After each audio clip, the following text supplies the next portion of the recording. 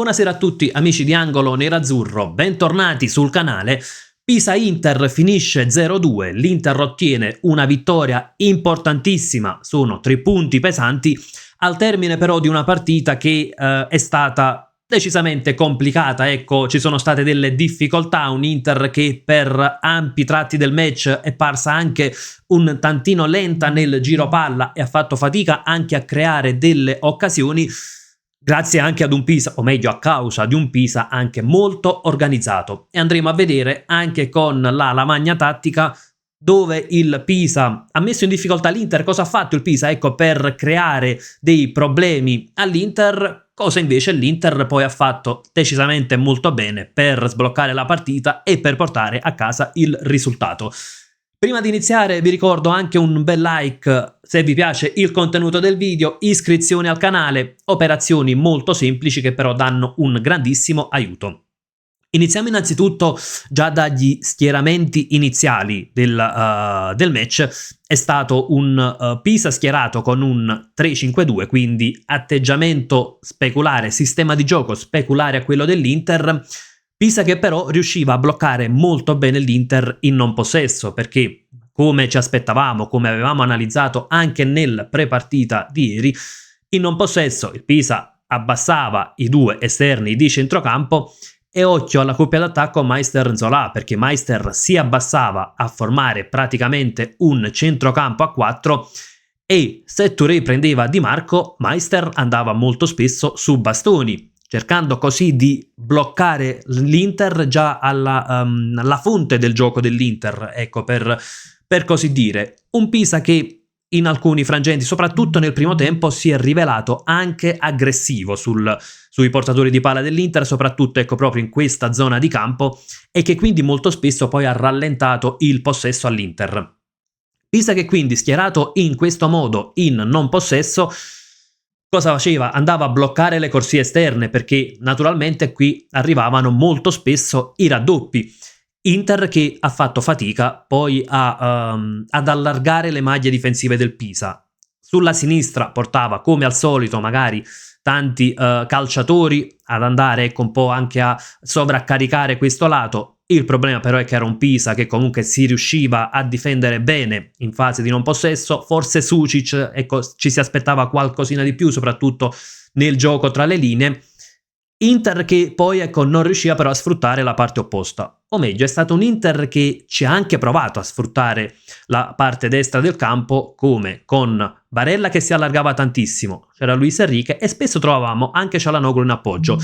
Il punto però, torniamo al solito discorso, è Luis Enrique che ha dato pochissimo all'Inter, anzi se andiamo a vedere anche le statistiche di Luis Enrique, ancora una volta è stato impalpabile. 40 tocchi del pallone, ma troviamo 0 passaggi chiave, 0 cross precisi, 0 tiri in porta. Insomma, si è limitato anche questa volta al compitino e di certo l'Inter non aveva messo Luis Enrique in rosa per limitarsi un po' al compitino. E quindi cosa succedeva? Che magari andava a sovraccaricare da un lato, però poi faceva fatica ecco a muovere rapidamente il pallone dalla parte opposta del campo.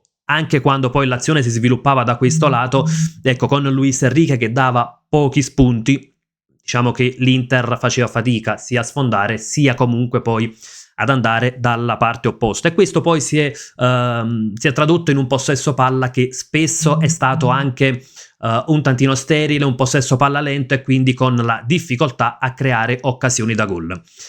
Pisa che però era molto ben organizzato, perché poi vanno riconosciuti anche i meriti alla squadra avversaria e come il Pisa in alcuni frangenti è sembrato anche poter essere pericoloso. Il Pisa ha sfruttato tantissimo il mismatch fisico che c'era in questa zona di campo, quello tra Touré e Di Marco. Molto spesso l'abbiamo visto sia nel primo che nel secondo tempo appoggiarsi con magari delle verticalizzazioni, perché come avevamo detto il Pisa è una squadra che andava tanto sulle verticalizzazioni, ecco, verticalizzare su Touré. Perché? Perché Touré Di Marco, ecco, Touré aveva un grandissimo vantaggio sia per struttura fisica sia per altezza e molto spesso era Bastoni che finiva per uscire su Touré, quindi per cercare di vincere questi duelli aerei.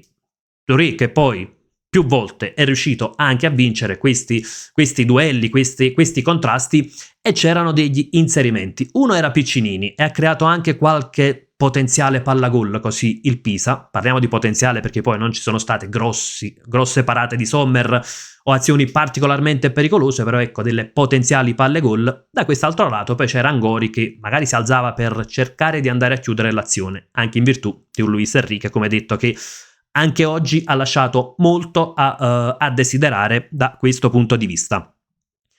L'altro modo, ecco, come cercava il Pisa di far male all'Inter, come cercava di creare delle occasioni, lo abbiamo visto tantissimo sia nel primo che nel secondo tempo, ovvero appoggiarsi tanto su Nzola, perché molto spesso, ecco, Nzola andava praticamente sull'ultimo uomo che rimaneva dell'Inter, il duello con Acerbi, Meister un po' più a fare, ecco, da raccordo, anche se poi erano posizioni che a volte finivano anche per scambiarsi.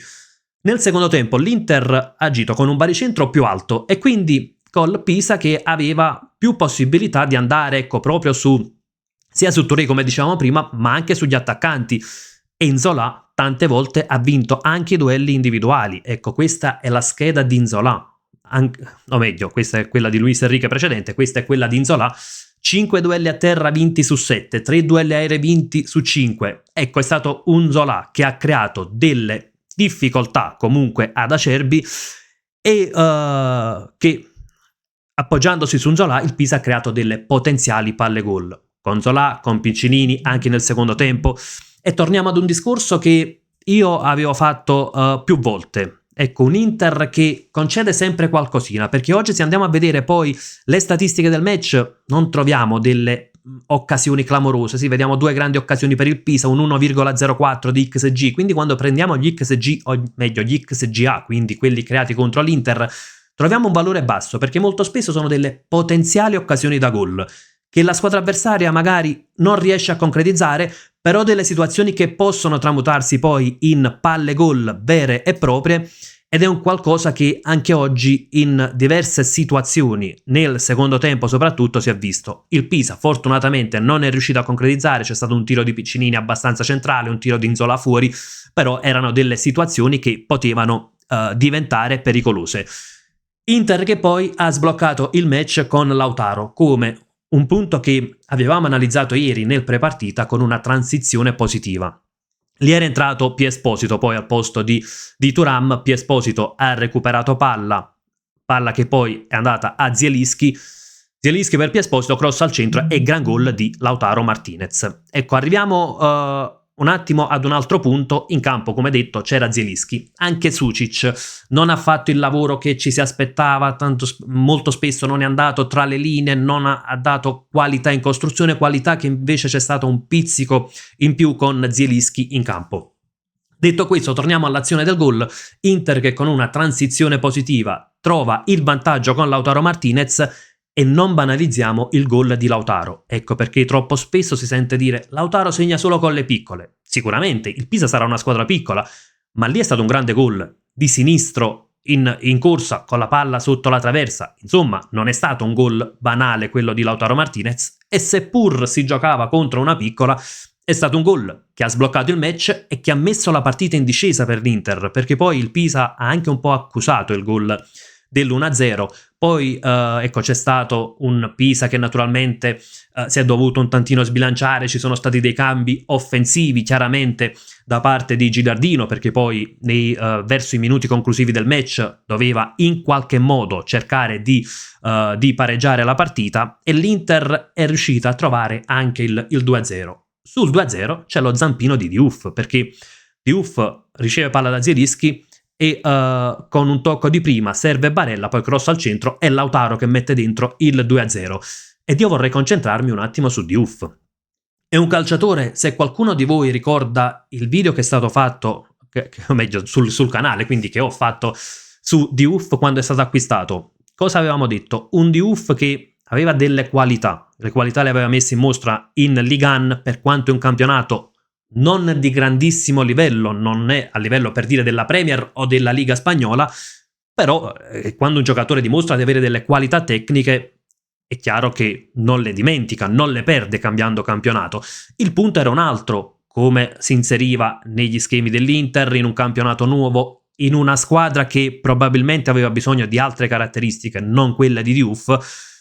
Oggi però quando entra in campo Diouf, ed è la seconda volta dopo il derby, ecco, dà qualcosa in più rispetto per dire a Luis Enrique. Seppur non è un quinto, però parte da quinto, poi ecco, quando è entrato Carlos Augusto è stato accentrato, quindi un po' più la sua posizione naturale, però anche lì Diouf ha dimostrato delle cose positive, ha dimostrato di avere quantomeno ecco, il coraggio di provare a puntare l'uomo.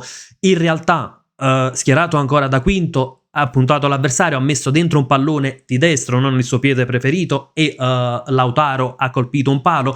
Quindi insomma Diouf è una delle note positive della giornata di oggi, perché ancora una volta subentra e fa vedere qualcosa di positivo, entra bene in campo, e quindi la sensazione è che non siamo di fronte ad un calciatore scarso o che non sia capace di giocare nell'Inter.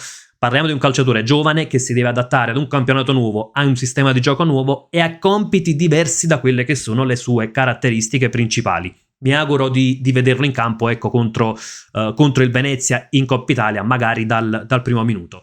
Detto questo, sicuramente è stata una vittoria importante da parte dell'Inter, e anche da statistiche poi possiamo dire comunque anche una vittoria meritata. Partita difficile, ma lo avevamo detto ieri, il Pisa è una squadra che ha messo in difficoltà tante grandi. Il Napoli, la Roma, che seppur hanno vinto comunque hanno faticato contro il Pisa, ha preso punti contro Milan e Lazio, quindi insomma è una squadra che è capace, ben allenata, una squadra che ben messa in campo, quindi una squadra che poteva creare delle difficoltà. Bene che l'Inter, ecco, sia riuscita comunque a portare 3 punti a casa, 3 punti che possono essere pesanti anche e soprattutto in virtù del fatto che stasera c'è un Roma-Napoli, e che chiaramente ci porterà a guadagnare punti sull'una, sull'altra, o magari anche su entrambe. Ragazzi, fatemi sapere anche la vostra nei commenti, cosa ne pensate della partita di oggi, di questa Inter in generale. Poi stasera ne parleremo anche in live, sarà una live senza ospiti, dovremo andare in live alle 20, quindi insomma l'orario dovrebbe essere quello. Ci sentiamo poi questa sera anche per un confronto diretto. Nel frattempo io vi saluto, come sempre, con un gran bel Forza Inter!